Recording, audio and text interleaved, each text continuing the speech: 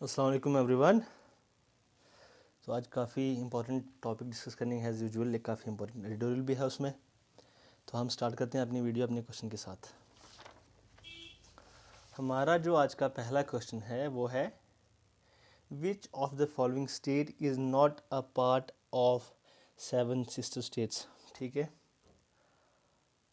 अब आज जो हमने एडिटोरियल डिस्कस करना है वो है जो नॉर्थ ईस्टर्न स्टेट्स हैं उनका उनका इम्पोर्टेंस। अगर हमें साउथ ईस्ट एशियन कंट्रीज़ के साथ अपना ट्रेड अपने रिलेशन अच्छे करने हैं तो हमें जो नॉर्थ ईस्टर्न स्टेट्स हैं उनको मतलब यूज़ में लाना होगा, उनका इम्पोर्टेंस समझना होगा। तो इसलिए हमने ये क्वेश्चन यहाँ पे आज लाया है। तो कौन सी इनमें से स्टेट्स है जो सेवन सिस्टर स्टेट्स हैं नॉर्थ ईस्टर्न स्टेट्स, उनका पार्ट नहीं है। हमारे ऑप्शंस हैं नागालैंड, सिक्किम, असम एंड त्रिपुरा। ठीक है, और हमारा जो दूसरा क्वेश्चन है वो है कि India's first privately developed cryogenic rocket engine is, कौन सा है इंडिया का first privately developed cryogenic rocket engine. ठीक है, यहाँ पे ध्यान रखना है क्रायोजेनिक रॉकेट इंजन। हमारे ऑप्शन हैं AR-1, एऑन-1, BE-3 और दमन-1। ठीक है, और इन क्वेश्चन के आंसर हम डिस्कस करेंगे वीडियो के एंड में। तो आज डेट है 3 दिसंबर 2022। हमारा जो फर्स्ट टॉपिक है वो हमारा एडिटोरियल है जो है connecting India's east with the Indo Pacific. अब जितनी भी इंडो पैसिफिक कंट्रीज़ हैं या साउथ, मेनली जो साउथ ईस्ट एशियन कंट्रीज़ हैं, उनके साथ अपना ट्रेड, अपना बायलैटरल रिलेशंस जितने भी जो हमारे उनके साथ जैसे ट्रेड पार्टनरशिप्स हैं या डील्स हैं, ये बेहतर करने के लिए इंडिया का जो 2018 से स्टार्ट किया था इंडिया ने look east and act east policy. ठीक है, लेकिन जो ये अपना एडिटोरियल है इसमें जो सबसे ज़्यादा इंपॉर्टेंट चीज़ है वो है कि हमने ध्यान देना चाहिए नॉर्थ ईस्टर्न स्टेट्स पे। उनका इम्पोर्टेंस इसलिए है क्योंकि देखो, एक तो उनका एक बहुत अच्छा स्ट्रेटेजिक लोकेशन है। ठीक है, हमारी नॉर्थ ईस्टर्न स्टेट्स जो हैं वो कितनी कंट्रीज़ के साथ अपना बॉर्डर शेयर करती हैं, जैसे बांग्लादेश, म्यांमार, तिब्बत जो नेपाल का एरिया है, या भूटान। ठीक है, उसके अलावा जितनी भी साउथ ईस्ट एशियन कंट्रीज़ हैं, ठीक है, थाईलैंड, कम्बोडिया, या बाकी जितनी भी कंट्रीज़ हैं, उनके साथ अगर हमें ट्रेड बढ़ाना है, उनके साथ रिलेशंस बढ़ाने हैं, तो अपना जो हमारी नॉर्थ ईस्टर्न स्टेट्स हैं जो इंडिया से बाकी जो पार्ट है इंडिया के उसके साथ जुड़ती हैं, जो चिकन नेक करके जो एक वहाँ से छोटा सा कॉरिडोर है, ठीक है, उसके थ्रू जो इंडिया के साथ कनेक्ट करती हैं ये नॉर्थ ईस्टर्न स्टेट्स, इन पे जो यहाँ पे एडिटोरियल में दिया गया है, मेंशन किया कि इन पे ध्यान कम दिया जाता है। चाहे हमारी लुक ईस्ट पॉलिसी हो या एक्ट ईस्ट पॉलिसी हो, साउथ ईस्ट एशियन कंट्रीज़ के साथ अपने रिलेशंस बेहतर करने के लिए, पर उनमें हम नॉर्थ ईस्टर्न स्टेट्स को यूज़ नहीं कर रहे हैं। ठीक है, उन पे ध्यान नहीं दे पा रहे हैं, वो काफ़ी क्या है कि बैकवर्ड है। अब अगर देखा जाए तो जो ये स्टेट्स हैं, 8 स्टेट्स हैं टोटल, जिनमें 7 सिस्टर्स और 1 ब्रदर, ये हम क्वेश्चन में डिस्कस करेंगे कि कौन सा 1 ब्रदर है जो 7 सिस्टर्स में नहीं आता है। ठीक है, उसके अलावा सभी 7 सिस्टर्स में आते हैं। उसके अलावा बहुत सारी अच्छी चीज़ें वहाँ पे देखो। पहली बात है कि हमारा जो 6th शेड्यूल है कॉन्स्टिट्यूशन का, ठीक है, 6th schedule of the Indian constitution, जो हमारा 6th शेड्यूल है इंडियन कॉन्स्टिट्यूशन का, वो डील करता है, ठीक है, एडमिनिस्ट्रेशन ऑफ एरियाज़। ठीक है, कौन से एरियाज़ में जो एडमिनिस्ट्रेशन है, कौन सी स्टेट्स में ऐसे एरियाज़ जिनसे 6th शेड्यूल डील करता है, वह हैं त्रिपुरा, असम, मेघालय और मिज़ोरम। ठीक है, तो ऐसे एरियाज़ हैं यहाँ पे। तो इसलिए क्या है कि क्योंकि ट्राइबल पॉपुलेशन वहाँ पे बहुत ज़्यादा है, पिछड़े हुए लोग बहुत ज़्यादा हैं। अगर एक और बात की जाए तो अच्छी बात जो है वहाँ पे पॉजिटिव चीज़ है वो कि जो हमारी नॉर्दर्न ईस्टर्न स्टेट्स हैं वो डॉरी फ्री जोन है। वहाँ पे ये डॉरी का जो पूरा हमारी बहुत सारी जो नॉर्दर्न स्टेट्स हैं इंडिया की, जैसे यूपी, बिहार और भी काफ़ी स्टेट्स हैं जहाँ पे डॉरी का बहुत बड़ा प्रॉब्लम होता है, ऐसे बहुत सारे इश्यूज़ होते हैं। तो जो नॉर्थ ईस्टर्न स्टेट्स हैं वो मोस्टली डॉरी फ्री जोन है। ठीक है, डॉरी फ्री जोन। उसके अलावा बहुत सारे प्रोडक्ट्स जो यहाँ के देखो, जैसे असम की टी ले लो, बहुत ज़्यादा फेमस है। ठीक है, तो ऐसे जो हम ट्रेड कर सकते हैं इन चीज़ों के थ्रू, जैसे मेरे टी हो गया, ऑयल हो गया, टिम्बर हो गया, तो हम इनको एज ए ट्रेड भी यूज़ कर सकते हैं। किसके साथ? जो साउथ ईस्ट एशियन कंट्रीज़ हैं। उसके अलावा कुछ स्कीम्स जो हैं गवर्नमेंट ने लॉन्च की थी throughout some 5 years back, तब से ये स्कीम्स जो लॉन्च की जा रही हैं। किस लिए की जा रही हैं? नॉर्थ ईस्टर्न स्टेट्स हैं उनको डेवलप करने के लिए। जैसे कौन कौन सी स्कीम्स है आप यहाँ पे देख सकते हैं। एक है भारतमाला परियोजना, RCS उड़ान, स्वदेश दर्शन स्कीम, उसके बाद digital north east India vision 2022। ठीक है, अब इस पूरे एडिटोरियल का कंक्लूजन ये है कि अगर हमें जो इंडो पैसिफिक कंट्रीज़ हैं, जो साउथ ईस्ट एशियन कंट्रीज़ हैं, अगर उनके साथ हमें अपना रिलेशन बढ़ाना है, चाहे ट्रेड में हो, चाहे कोई भी कैसे भी किसी भी फील्ड में अगर हमें रिलेशन बेहतर करना है, जो नॉर्थ ईस्टर्न स्टेट्स हैं हमें इनका इंपॉर्टेंस जाना होगा, चाहे वो इनकी स्ट्रेटजिक लोकेशन हो, चाहे वो यहाँ पे जो यहाँ के जो प्रोडक्ट्स हैं, जो यहाँ पे नेचुरल रिसोर्सेज हैं, ठीक है, उनके थ्रू हम क्या कर सकते हैं, ट्रेड कर सकते हैं और भी जो रिलेशन हम बेहतर कर सकते हैं, अगर हम ध्यान दें, अगर इंडिया ध्यान दे जो अपने नॉर्थ ईस्टर्न स्टेट्स हैं उन पे, ठीक है। तो ये था आज का एडिटोरियल।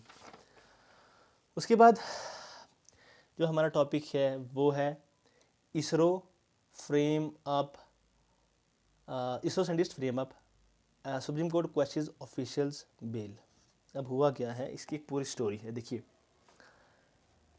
हमारे इसरो के, ठीक है, इसरो के एक एक्स साइंटिस्ट हैं, एक साइंटिस्ट है, कौन? नंबी नारायण। आपने ये नाम में भी सुना होगा, नंबी नारायण, ठीक है। अब देखिए, इस आर्टिकल में ये दिया गया है कि सुप्रीम कोर्ट ने कुछ ऑफिशियल्स हैं जो इसरो साइंटिस्ट का एक जो नंबी नारायण के इनके रिगार्डिंग केस चल रहा था, उसमें सुप्रीम कोर्ट ने मना कर दिया है कुछ ऑफिशियल्स, कुछ पुलिस ऑफिसर्स को बेल देने में। अब स्टोरी समझना, जब हम तक समझेंगे नहीं तब तक हमें ये आर्टिकल समझ में नहीं आएगा। अब ये स्टोरी जानना बहुत ज़रूरी है। नंबी नारायण एक इंडिया के एक्स साइंटिस्ट थे। 1991 तक, ठीक है, अप टू 1991 इंडिया बहुत अच्छा डेवलप कर रहा था। जो इसरो है काफ़ी तेज़ी से सक्सेस की तरफ जा रहा था। अब हुआ क्या कि एक तब क्या किया गया कि एक मिशन स्टार्ट किया गया कि हम इंडिया में क्या करें कि अपनी हम जो क्रायोजेनिक टेक्नोलॉजी है, अपनी क्रायोजेनिक टेक्नोलॉजी क्या करें, डेवलप करें। अब क्या है क्रायोजेनिक टेक्नोलॉजी? इस टॉपिक का सबसे जो इम्पोर्टेंट चीज़ है वो हमें समझना है, क्रायोजेनिक टेक्नोलॉजी। देखिए, जो रॉकेट्स जाते हैं स्पेस में, अगर हमें कोई एक्सपेरिमेंट करना है, ऐसे गैसेज वहाँ पे लेके जाने हैं या हैवी मटेरियल्स लेके जाने हैं, तो उसके लिए हमें जो वो गैसेज हैं, जो सब्सटेंसेस हैं, उनका टेम्परेचर बहुत लो चाहिए। तो उसी लो टेम्परेचर में रॉकेट्स के थ्रू उन गैसेस को वहाँ तक लेके जाना स्पेस में, इसके लिए जो टेक्नोलॉजी यूज़ होती है उसको कहते हैं क्रायोजेनिक टेक्नोलॉजी। जब हमने ये मिशन स्टार्ट किया कि अपनी क्रायोजेनिक टेक्नोलॉजी बनाई जाए 1992 के बाद, ठीक है, उस जो मिशन है उसको लीड कौन कर रहा था? नंबी नारायण जो हैं इंडिया के एक्स साइंटिस्ट। इन पे एक मूवी भी आई थी, आर माधवन एक्टर हैं, जो तमिल एक्टर हैं, उनकी बॉलीवुड में बहुत सारी मूवीज़ हैं। उन्होंने जो लास्ट ईयर या शायद 2021 में या 2022 में एक मूवी आई है, वो इसी नाम, उनके नाम से, शायद नंबी नारायण और समथिंग लाइक दैट। तो उनकी मूवी है उस पर पूरी, तो वो इन्हीं पे है, नंबी नारायण जो साइंटिस्ट इंडिया के इसरो के एक्स साइंटिस्ट हैं उन पे है, ठीक है। तो उस मिशन को लीड कर रहे थे नंबी नारायण। जब हमारी डील हो रही थी, अब तब क्रायोजेनिक जो टेक्नोलॉजी थी वो सिर्फ 3 कंट्रीज़ के पास थी, ठीक है, रशिया, यूएसए और फ्रांस। फ्रांस और यूएस हमें काफ़ी ज़्यादा एक्सपेंसिव मतलब अमाउंट में बेच रहे थे क्रायोजेनिक टेक्नोलॉजी जो हमें चाहिए थी अपने लिए। लेकिन रशिया काफ़ी कम अमाउंट में दे रहा था हमें। जब रशिया रेडी हो गया इंडिया को जो क्रायोजेनिक टेक्नोलॉजी डेवलप करने के लिए जो चीज़ चाहिए थी, अगर रेडी हो गया, कौन? रशिया। लेकिन यूएसए ने उन पर दबाव बढ़ाया और रशिया ने मना कर दिया। रशिया ने बोला कि नहीं, अब हम नहीं देंगे, क्योंकि रशिया, यूएसए ने उनको मना कर दिया। अब यूएसए को लगा कि इंडिया क्या करेगा कि अपनी क्रायोजेनिक टेक्नोलॉजी डेवलप कर लेगा तो नासा के कंपटीशन में आ जाएगा इसरो। ये सब चीज़ें हुई तो रशिया ने भी मना कर दिया। फिर इंडिया ने कहा चलो आप अगर हमें ऐसा नहीं करते तो एक काम कर दीजिए कि आप हमें इंजन्स दीजिए। कुछ इंजन्स होते हैं क्रायोजेनिक इंजन्स। तो उसके बाद हमको जो नंबी नारायण थे काफ़ी अच्छे साइंटिस्ट थे, ऐसे भी काफ़ी और साइंटिस्ट जो उस मिशन का हिस्सा थे, उन्होंने कहा कि हम क्या करेंगे कि उन इंजन्स को खोल के देखेंगे सब कुछ और अपना एक क्रायोजेनिक टेक्नोलॉजी जो है ये सब हम डेवलप कर लेंगे। लेकिन तभी क्या हो जाता है कि 1994 में, ठीक है, कब? 1994 में एक औरत, मरियम रशीदा करके उनका नाम था, एक वो मालदीव की नेशनल थी, उनको अरेस्ट कर लिया जाता है केरला तिरुवनंतपुरम से, ठीक है। उनके पास कुछ ब्लूप्रिंट्स, कुछ ड्राइंग्स मिलती हैं, ठीक है। वो ड्राइंग्स कहती हैं कि वो कहती हैं कि मैं ये पाकिस्तान को देने जा रही थी, ये मुझे मिली हैं नंबी नारायण से, उन्होंने मुझे दी हैं। 1995, अब ये जो हुआ ये नवंबर या दिसंबर 1994 में हुआ।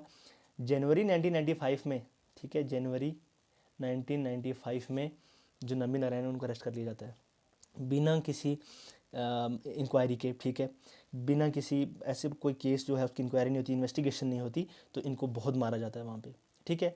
1995 में इनको बाद में 1995 और 96 क्या होता है तभी इनको बेल मिल जाती है, लेकिन जब सीबीआई क्या करती है इस केस की जांच करती है तो सीबीआई उनको निर्दोष पाती है कि वो बिल्कुल निर्दोष थे। अगर क्रायोजेनिक टेक्नोलॉजी का इंडिया में नाम ही नहीं है, अभी इंडिया में वो डेवलप ही नहीं हुई है, तो ये क्या ड्राइंग्स बेचेंगे पाकिस्तान को, क्या ब्लूप्रिंट देंगे पाकिस्तान को, ठीक है। इनको क्लीन चिट मिल गई। फिर अराउंड 2003 और 4 में इनको कहा कि इनको हम क्या दिया जाए, कि इनको एक अमाउंट दिया जाए कि इनके साथ बहुत गलत हुआ है। इन्होंने 1 करोड़ की डिमांड की, लेकिन इनको दिया गया 10 लाख, ठीक है। उसके बाद आज तक जो केस चल रहा है, इन्होंने कहा कि भाई अगर मेरे साथ इतना गलत हुआ है, जिन पुलिस ऑफिसर्स ने, जिन ऑफिसर्स जो इस इन्वेस्टिगेशन में क्या थे, इन्वॉल्व थे, उन्होंने कोई इन्वेस्टिगेशन नहीं की, कोई इंक्वायरी नहीं की, ऐसे इनको अरेस्ट किया, इनको मारा, इनके साथ ये जुल्म हुआ, तो उन पे केस हुआ, उनको जेल हुई। तो अभी सुप्रीम कोर्ट ने उन्हीं ऑफिसर्स को बेल देने से मना किया है, क्योंकि केरला गवर्नमेंट शायद जो है वो उनको सपोर्ट कर रही है कि इनको छोड़ दिया जाए, लेकिन सुप्रीम कोर्ट ने बिल्कुल मना कर दिया है उनको इस केस में बेल देने के लिए, ठीक है। ये थी पूरी स्टोरी। और अब हमारे लिए जो यहाँ पे ज़रूरी था क्रायोजेनिक टेक्नोलॉजी वो भी समझ ली, और जो इस स्टोरी का पूरा बैकग्राउंड है हमने वो भी यहाँ पे डिस्कस कर लिया। उसके अलावा एमजी नरेगा भी एक टॉपिक आया था, इस पर ऑलरेडी हमें यहाँ पे नोट्स लिखने की ज़रूरत नहीं थी, क्योंकि हमने इसको ब्रीफली बहुत अच्छे से डिस्कस किया है। इसको थोड़ा और हम यहाँ पे रिवाइज़ कर लेते हैं। एमजी नरेगा जो है, ये जो Mahatma Gandhi National Rural Employment Guarantee Act, ठीक है, 2005 के थ्रू इसको लाया गया था।